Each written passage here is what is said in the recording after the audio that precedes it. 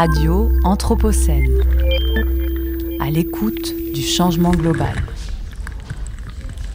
Une scène monochrome sépia pour un effet à l'ancienne un peu poncif qui tranche avec la nature du dessin, synthétique, vif, jeté, expressif.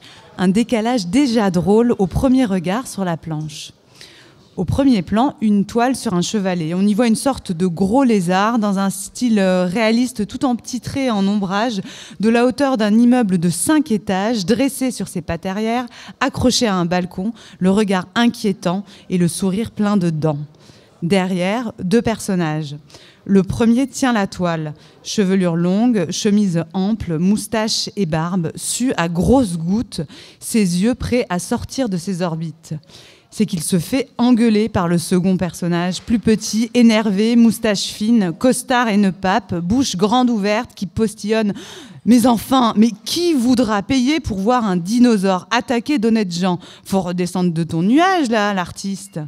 Cette planche d'introduction du chapitre 4 de Nos mondes perdus de Marion Montaigne, où l'on découvre que l'artiste est scientifico-compatible. Bonjour à toutes et bonjour à tous. Bienvenue dans Sciences dessinées sur Radio Anthropocène, l'émission qui s'intéresse à la pratique, à la valeur et aux effets du dessin dans la recherche et la production du savoir. Nous sommes au festival à l'école de l'Anthropocène, en direct de Pilot au collège Truffaut à Lyon. Et aujourd'hui, samedi 23 mars 2024, c'est un grand moment pour l'émission et pour moi-même, puisque j'ai l'honneur de recevoir la grande Marion Montaigne. Bonjour Marion. Bonjour, grande, oui. Bonjour Marion Montaigne, on ne vous présente plus, mais je vais le faire quand même. Vous êtes dessinatrice, autrice de bande dessinée, et on vous connaît pour votre blog « Tu mourras moins bête », édité sous forme d'album, puis adapté par Arte sous forme de série animée. Vous avez également publié une BD qui a fait un carton, qui est dans la combi de Thomas Pesquet, et vous venez de publier chez Dargaud un nouvel album. Enfin, je ne sais pas si on dit album dans ce cas-là, parce qu'il fait quand même plus de 200 pages, enfin 200 pages pile même je crois, ah oui, qui s'appelle Nos mondes perdus et qui parle des dinosaures et de l'histoire de la paléontologie. Alors, comme je suis quelqu'un de sérieux, pour préparer cette émission, j'ai regardé votre fiche Wikipédia et vous y êtes présentée donc, comme illustratrice et scénariste de bande dessinée spécialisée dans la vulgarisation scientifique. Et puis, il y a aussi Olivier Jouvray, que j'ai entendu avant-hier, donc Olivier qui est scénariste de bande dessinée et qui parle de vous comme la papesse de la BD de vulgarisation. Alors, pour commencer, c'est quoi, Marion Montaigne, la vulgarisation scientifique et que peut le dessin et la bande dessinée dans ce projet de vulgariser les savoirs scientifiques? Alors, vulgariser, dans le terme, je pense que vulgaire, c'est pour s'adresser à vous, grand public, mettre à disposition du plus grand nombre une connaissance pas forcément accessible au plus grand nombre. Donc moi, ça me frustre terriblement de me dire, voilà, c'est pas parce que j'ai bac pas plus 6 que je peux pas avoir accès à ces connaissances. Enfin, dans leur aspect absolument incroyable. Quand vous allez voir un chercheur qui vous explique les trous noirs et des choses incroyables, juste comme ça, qui vous parle comme vous et moi, qui commence à vous expliquer que maintenant, on se demande si l'espace n'a pas une forme de cube et c'est hyper... Non, c'est pas un cube, mais c'est hyper intéressant. Comment on sait ça, comment on se demande ça, pourquoi tout le monde n'a pas le droit de savoir, etc. Donc c'est l'envie d'aller dans les labos, de regarder ce qu'ils font, de leur poser plein de questions souvent tordues, très tordues, et de le raconter, mais vraiment... de manière désacralisée. D'ailleurs, c'est pour ça que j'utilise l'humour. C'est une manière de descendre un peu de son piédestal la science, parce que moi, on me l'a toujours présenté au collège comme le Graal, au collège et au lycée, que c'était fait par des gens trop intelligents pour moi, qui étaient des génies sans réfléchir, et que... donc c'est une manière de dire aussi au grand public, vous aussi, vous pouvez interroger la science. C'est pas parce que vous n'y avez pas accès dans sa forme pure d'intervenir, vous pouvez aussi l'interroger, lui poser des questions, parce que c'est aussi le rôle des scientifiques. Ils ont de l'argent public et ils sont censés aussi vulgariser ce qu'ils font. Mais c'est pas toujours facile. Ils n'ont pas toujours le temps. Alors, je crois, Marion Montaigne, que vous êtes attaché quand même à la vérité et à l'exactitude scientifique. C'est ce que j'ai retenu des interviews que j'ai écoutées de vous. Et en tout cas, vous le dites là, vous voulez savoir comment ça se passe vraiment. Et donc je vais vous demander, est-ce qu'il arrive que le projet narratif et visuel de la bande dessinée contreviennent au projet scientifique d'établissement de la vérité, parce que la BD, elle a ses codes, elle a ses exigences, son fonctionnement propre, et peut-être que ça recouvre pas toujours complètement les exigences de la science. Comment vous arrivez à réconcilier ça ? Eh ben, on n'y arrive pas toujours. Oui, c'est un débat qu'on a. J'ai même assisté à des thèses où ceux qui interrogeaient le pauvre Thésard disaient simplifier, c'est trahir. Alors moi, je me faisais toute petite en disant c'est exactement ce que je fais. Non, mais c'est vrai qu'on doit faire des choix. Parfois, il y a des choses tellement complexes. Quand je dessine un atome avec une jupe ou une cellule qui se balade, c'est faux, bien sûr. Mais l'idée, c'est juste de donner, moi je vois ça comme une échelle, et je donne un échelon pour essayer de monter plus haut, parce qu'après je vais donner beaucoup de bibliographies un peu plus compliquées. Mais c'est vrai que c'est un peu, on est un peu entre deux chaises, soit on est hyper complexe et on rejoint le chercheur et on perd tout le monde, soit on est hyper simple, on a tout le monde, mais on perd un peu la recherche. Il faut un entre-deux. Moi je pense que c'est surtout donner envie, parce que quand moi j'ai commencé un blog, et je sais que mon blog a été lu le matin quand les gens ouvrent leur mail, donc vers, je sais pas, 8h. On voyait un pic à 8h, on voyait un pic après le repas, et on voyait un pic le soir. Donc c'était typiquement les gens qui procrastinent à reprendre le boulot et tout. Et moi, je me dis, voilà, je dois les intéresser au CRISPR-Cas9. Donc rien que le nom, moi-même, il me faisait peur quand un généticien m'a proposé d'en parler. Donc il y a des techniques pour essayer de dire au lecteur, n'aie pas peur, ça va être intéressant, ne t'enfuis pas, même si tu n'as rien à voir avec ça, ça va t'intéresser parce que tu es un humain, parce que toi aussi tu as des gènes, parce que peut-être que plus tard ça va vraiment changer la médecine, peut-être qu'un jour tu seras soigné à CRISPR-Cas9. Et si évidemment je dessine aussi des petites cellules qui se baladent et avec des petits bras et des petites jambes, ce qui est aussi un débat qu'on a eu avec Olivier, est-ce que c'est pas n'importe quoi ça, et après on s'engueule. En fait, si ça peut vous donner envie plus tard, parce que moi, une fois qu'on m'a expliqué ça, un gentil chercheur que j'aime beaucoup m'a expliqué ça, j'avais moins peur de m'attaquer à des articles dans Le Monde, ou après quand je voyais un article passer, je fais ah bah ok, donc l'idée c'est de créer un peu l'étincelle, un peu dans toutes les infos qu'on a, dans le côté un peu intimidant, technique, de donner envie de rendre ça accessible, et de se dire bon bah ça je sais que ça parle de génétique, que c'est important, ou que ça peut changer le monde. Donc c'est ces intentions là. Après ça prétend pas dire à partir avec ce que je vais te donner, tu vas pouvoir entrer dans un labo et faire laissez-moi faire, je vais tout faire comme c'est pas ça. Donc il faut pas que les scientifiques voient ça comme rigoler n'est pas se moquer, c'est juste rendre ça familier, moins intimidant. Alors, Nos mondes perdus, un album sur vous, fan de Jurassic Park, mais aussi vous en recherche de vérité, qui partez à la découverte de l'histoire de la paléontologie et de la construction progressive d'un savoir scientifique sur ces monstres disparus que sont les dinosaures. Est-ce que vous pouvez nous dire quelle est l'origine de ce projet ? Il est difficile à résumer, mais en fait, je crois que je voulais un sujet qui parle de plusieurs choses. Ça parle de dinosaures, mais pas que. C'est aussi un point de départ pour réfléchir à une grosse angoisse que j'ai et qui est très actuelle. C'est si nous, on disparaît, est-ce que les êtres du futur sauront nous recomposer comme nous, on a recomposé les dinosaures ? Donc, comment on a fait ? Est-ce qu'on est sûr de la représentation qu'on a ?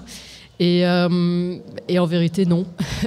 Plus je creusais, plus je me rendais compte que c'est une construction qui parle plus de nous, comment on voit ce qui nous arrange, la manière ça nous arrange de voir à certaines époques les dinosaures plus ou moins mous, voire complètement incompétents. Même au début du XXe siècle, c'était vraiment un loser, parce qu'on se disait si dans la grande roue de l'évolution, il est pas resté, c'est qu'il était nul. Et j'ai appris assez tard que c'est que dans les années 80 qu'on a l'hypothèse de l'astéroïde, mais jusque-là, on se disait il devait être nul. Donc les artistes les représentaient comme des gros patapouf.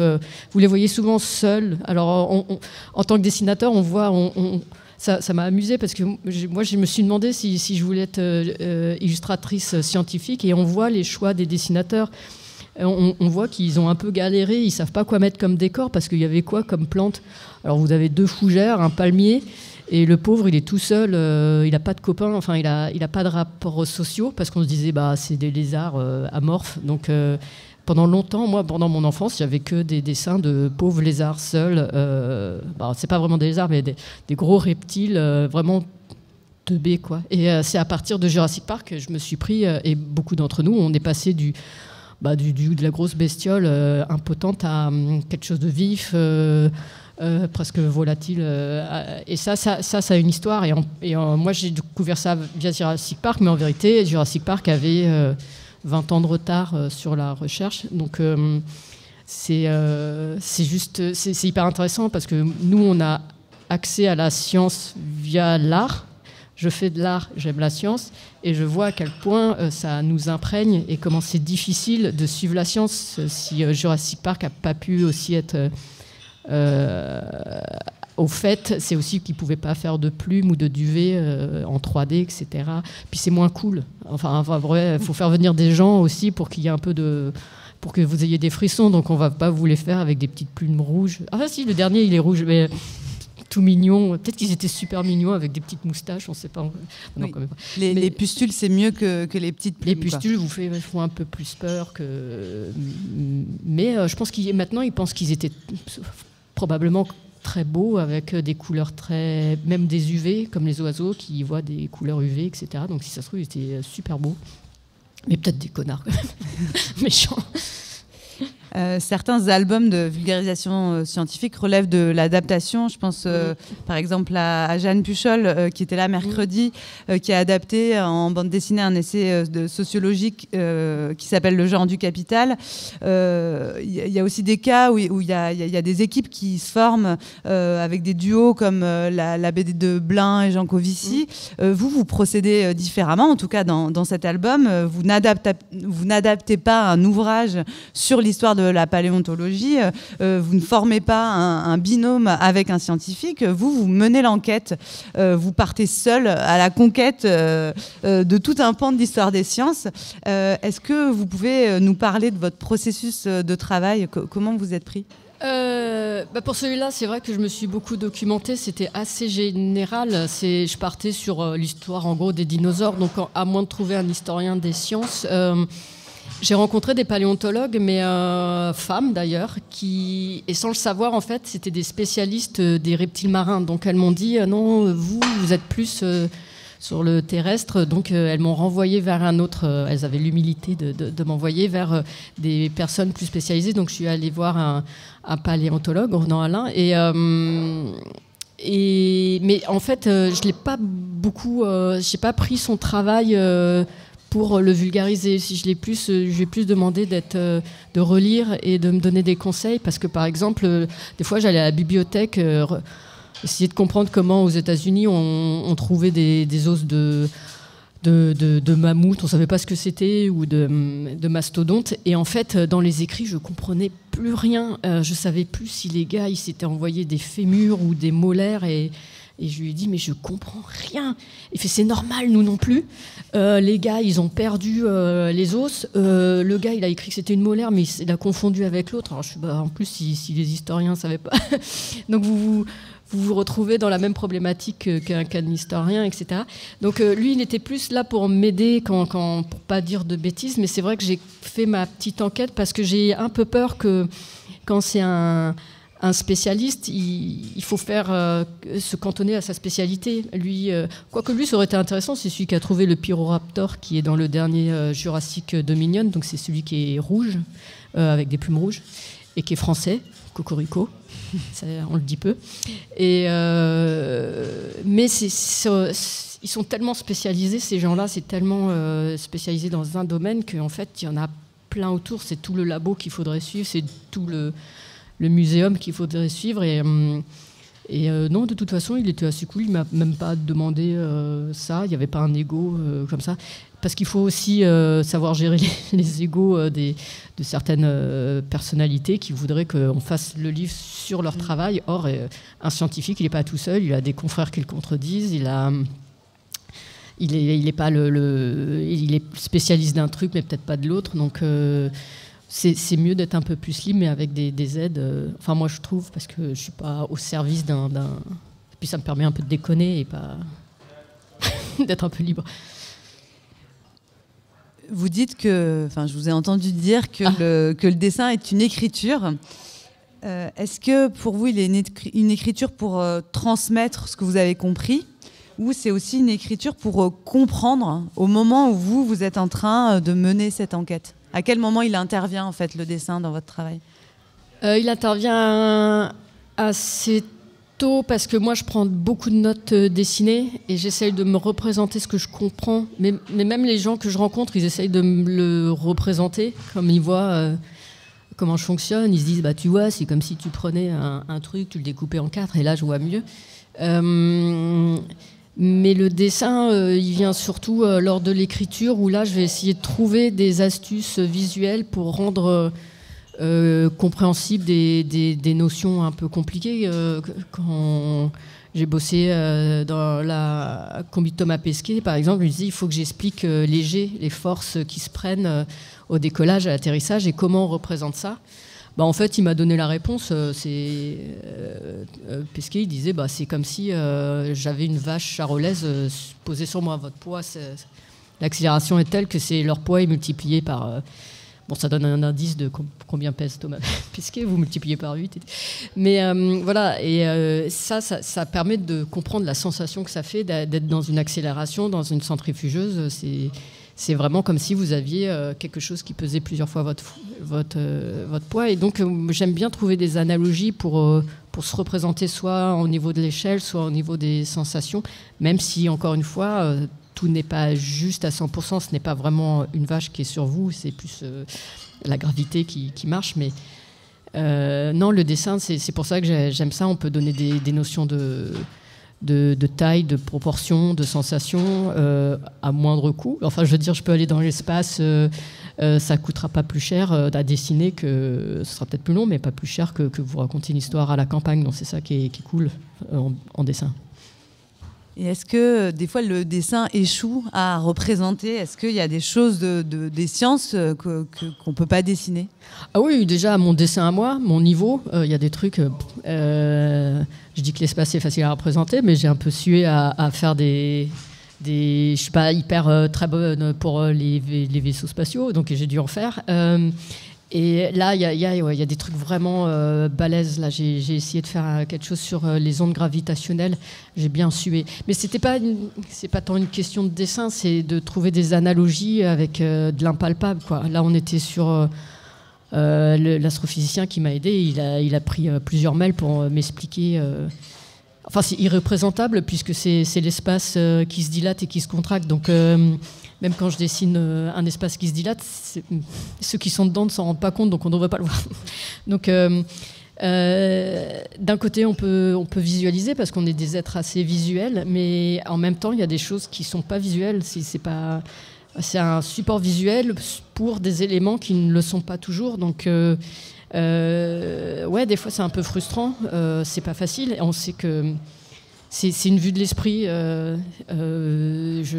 Mais moi, c'est comme ça que je vois un peu le monde.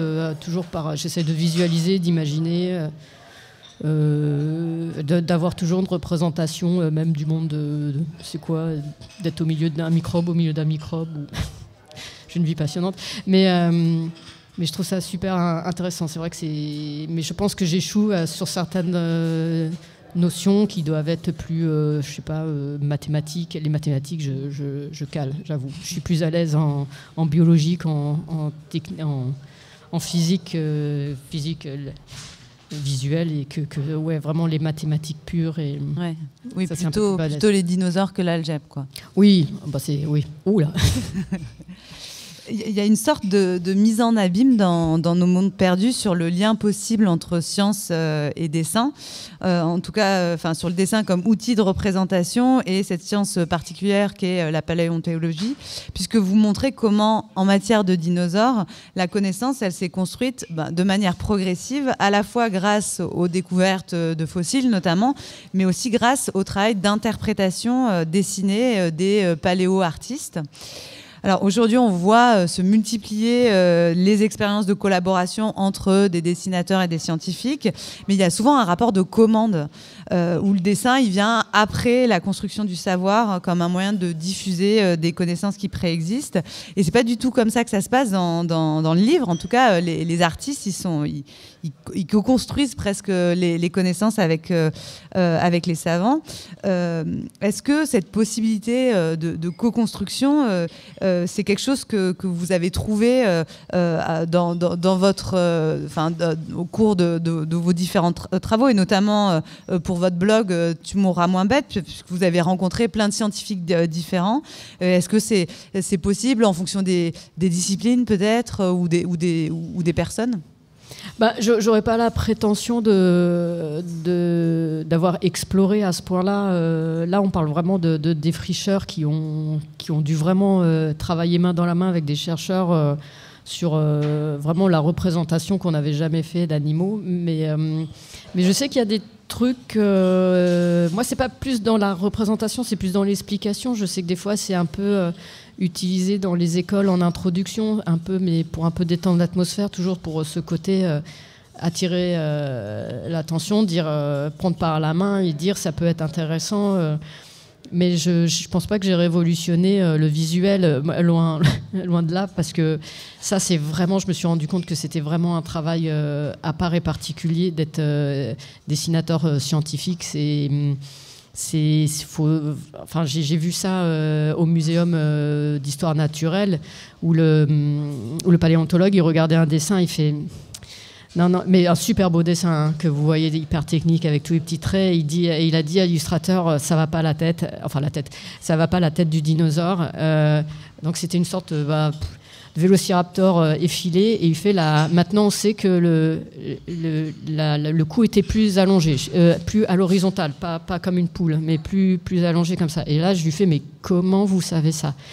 Et maintenant ils peuvent scanner l'intérieur de l'oreille interne et savoir quelle était l'inclinaison de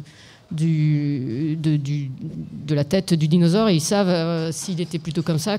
Donc là il fait non, vu les cervicales et tout, il avait le cou droit, donc il faut tout redessiner, changer la longueur. Et ça moi, mon dessin 1 me le permet pas parce qu'il est en mode un peu dessin de presse. Si je me mets en mode dessin académique, je pourrais le faire, mais c'est vraiment un autre métier. Là, on est vraiment dans le... Je sais pas comment comparer, c'est vraiment un travail main dans la main scientifique, et on peut pas faire le même récit avec un dessin hyper réaliste que ce que je fais, ça n'a plus beaucoup de sens. Mais par contre, en introduction, des fois, en première approche, je sais que je suis un peu utilisée dans les collèges, mais peut-être pas dans les musées, je sais pas du tout. Si j'étais une fois dans un labo, mais vraiment pour ça c'est un autre domaine, ouais. Mais ça devait être. Moi je viens après, largement loin après, je récupère ce qui a déjà été fait. Mais c'est très technique, ouais. Je ne sais pas si je réponds à la question. Si, tout à fait, merci. Il nous reste une toute petite minute. Ouais. Donc ma dernière question, ce sera celle sur vos références ou vos inspirations. Est-ce que vous avez une référence à partager avec nos auditeurs et nos auditrices, soit sur les dinosaures, soit sur la vulgarisation scientifique, quelque chose qui vraiment vous fait vibrer et à partager? Je me répète souvent, mais... je pense que ce qui m'a donné envie de faire ce sujet-là aussi, c'est que au début, je voulais presque adapter un livre de Bill Bryson. Il a fait un livre qui s'appelle Une histoire de tout ou presque. Bill Bryson, il est assez marrant. C'est un journaliste qui a fait American Rigolo, enfin plein de trucs assez marrants. Il a beaucoup d'humour et là il s'est dit j'étais nul en sciences et j'aimerais bien comprendre. Donc là il est de manière très simple mais assez poussée, il va voir des chercheurs et il y va quoi. C'est-à-dire c'est un gros bouquin mais qui se lit d'une facilité déconcertante. Et il va voir chacun, il commence la création, pardon, la création, le monde, comment quand on était amibes, tout, et il va jusqu'aux astéroïdes, jusqu'à la fin du cosmos. Il dit qu'on comprend rien, qu'il a rien compris quand il a abordé la physique quantique. Ouais, Bill Bryson, et il aborde le chapitre sur la paléontologie. J'y suis beaucoup retournée. Il parle. Et en plus, il a une approche très humaine, c'est-à-dire il montre à quel point les chercheurs, certains sont des vrais filous qui se sont. C'est pas il y en a certains, mais on représente toujours le chercheur après coup, quand tout a été digéré. Grand homme, fantastique, Pasteur, merveilleux. Pasteur, il était pas cool, hein, il était dur. Darwin, il vomissait tout le temps parce qu'il était hyper anxieux. Il jouait du piano à des lombrics. Enfin. Il y avait des vrais personnages, et ça, il le raconte très bien. Et les batailles entre eux. Donc Bill Bryson, une histoire de tout ou presque, c'est vachement bien. Très bien. Donc Darwin qui joue de la musique au lombric. On va finir sur cette belle image. Merci beaucoup Marion Montaigne. Donc si vous aimez les dinosaures, si vous aimez le dessin, si vous aimez lire, si vous aimez rire, courez acheter Nos mondes perdus de Marion Montaigne, publié chez Dargaud. Merci à vous. Merci. À suivre sur Radio Anthropocène, c'est La chèvre et le chou sur le terrain. Qu'est-ce que c'est ?